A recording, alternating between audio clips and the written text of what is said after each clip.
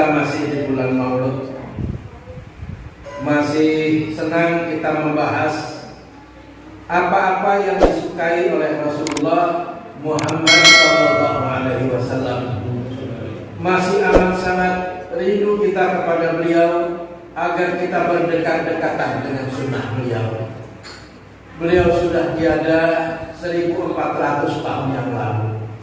1400 tahun itu, umpama kita tidak mau percaya pada kanjeng Nabi, sudah terlambat itu Bapak Ibu. Tidak ada orang bisa berbohong selama 1000 tahun, tidak ada. Apalagi 1400 tahun. Tidak ada kebohongan yang tidak terbongkar. Kalau kanjeng Nabi bohong, pasti sudah lama terbongkar.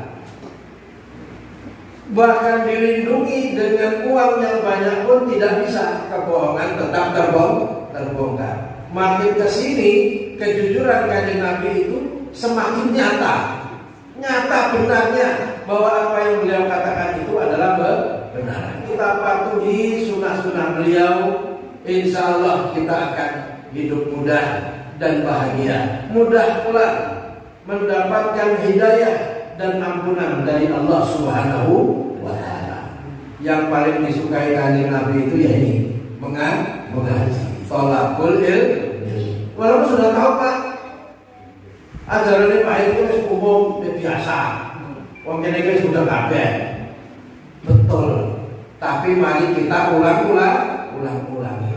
Kita itu tidak hanya ingin tahu tentang hukumnya saja, sholat wajib, fardu, wudu, fardu, tidak. Kita ingin baca hadisnya kayak apa Pak gitu ya. Nah, inilah yang disebut menekuni sunnah, mengikuti jalan sunnah. Jalannya kanjeng Nabi Muhammad SAW yaitu prakteknya Al-Quran. Bagaimana Al-Quran itu dipraktekkan oleh kanjeng Nabi SAW, itulah sunnah. Jadi sunnah itu bukan melulu soal hadis saja ya Bapak Ibu, tapi bagaimana cara memahami dan melaksanakan perintah-perintah Allah dalam Al-Quran. Bagaimana memahami keyakinan kita pada Allah Subhanahu wa Ta'ala supaya semakin yakin. Bagaimana tahapan-tahapan perjalanan spiritual kita di dalam semaksimal mungkin kita meraih jalan takwa itu. Istilah Inggrisnya itu step by step. Tahapan-tahapannya itu apa saja supaya kita bisa menjadi orang bertakwa. Sunnah itu menurut para ulama secara umum, jadi kalau dulu Imam Syafi'i bertanya pada Imam Abu Hanifah, aku bertanya pada guruku tentang makna sunnah atau definisi sunnah. Karena posisi Imam Syafi'i itu sedang mencari hadis yang dapat menguatkan kitab beliau yaitu Al-Um. Benar nggak kalau kanjeng Nabi sholat pakai doa kunut gitu ya? Beliau cari hadisnya, diparani sahabat satu persatu. Beliau hidup pada tahun ke-40 Hijriah, 40 sampai 60 masih begitu, sehingga beliau masih benar-benar masih ketemu dengan para sahabat yang masih. Imam Syafi'i lahir lebih duluan daripada Imam Bukhari. Ini Bapak Ibu, jangan dikira Imam Syafi'i tidak paham hadis. Yang paling paham cuma Imam Bukhari. Bukan, justru Imam Bukhari itu lahir pada tahun 200 Hijriah. Kalau Imam Syafi'i tahun 40. Jadi lahir duluan yang mana? Duluan Imam Syafi'i. Imam Syafi'i ditanya, apa itu makna hadis? Imam Syafi'i bertanya pada gurunya. Gurunya Imam An-Nu'man bin Sabit, Imam Hanafi menjawab, as-sunnatu hiya ma udhifa ila Nabi sallallahu alaihi wasallam. Segala sesuatu tentang Nabi Muhammad SAW, qaulan aw fi'lan aw taqriran aw sifatan. Wa yaslu an yakuna asasan syar'iyyan fid din.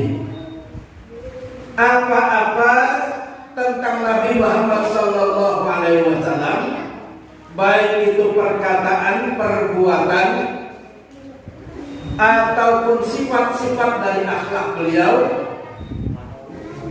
dan dapat dijadikan dasar dari ajaran Islam. Nah, Bapak Ibu, maka Imam Syafi'i mencari semua berita tentang Rasulullah dari para sahabat.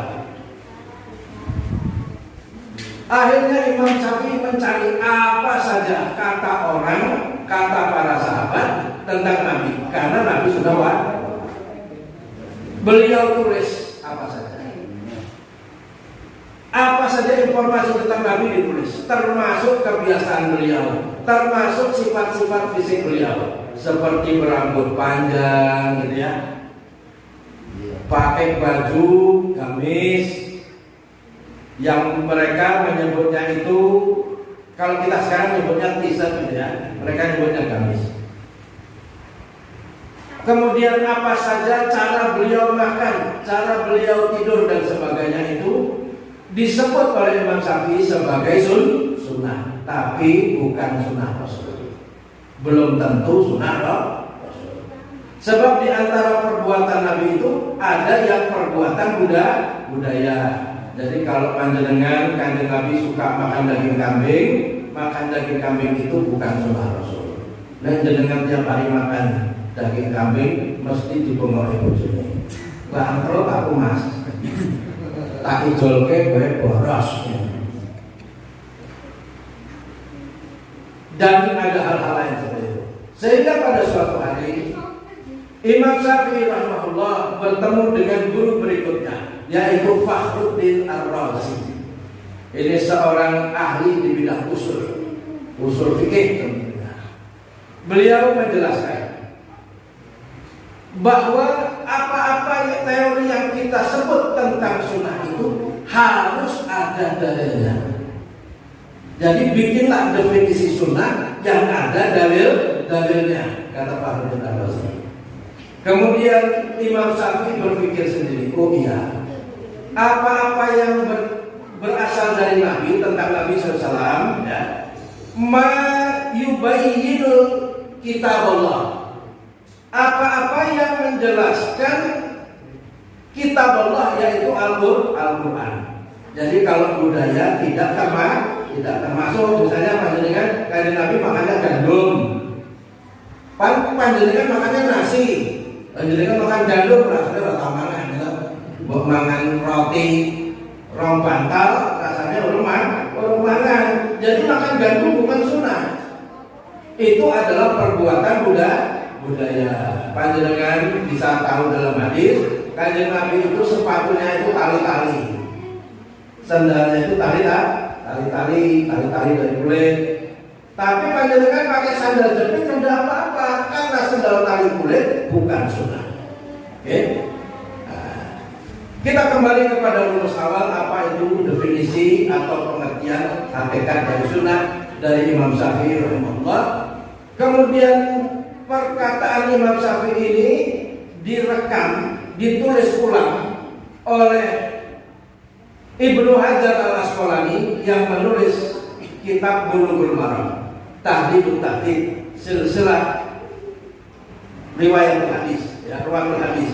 Beliau juga menulis banyak kitab tentang hadis. Beliau tiba pada satu kesimpulan bahwa sunnah itu adalah hadis Nabi yang sahih, tetapi menjelaskan Al-Quran. Mengapa? Karena dalam surat An-Nahl ayat 44 Allah berfirman, wa anzalna ilaika dzikra. Bapak Ibu apa ya, ringan-ringan apa dalilnya ini? Sungguh telah kami turunkan kepadamu wahai Muhammad Al-Quran itu litubayyina linnas, agar engkau jelaskan kepada manusia manusila ilaihim, menjelaskan Al-Quran. Yang nusila ilaihim adalah Al-Quran. Jadi hadis itu disebut sunnah kalau dia menjelaskan Al-Quran. Kalau tidak menjelaskan Al-Quran, maka tidak bernilai sunnah dan tidak bernilai syariat. Contoh, begitulah definisi sunnah. Dia harus menjelaskan kitab Allah.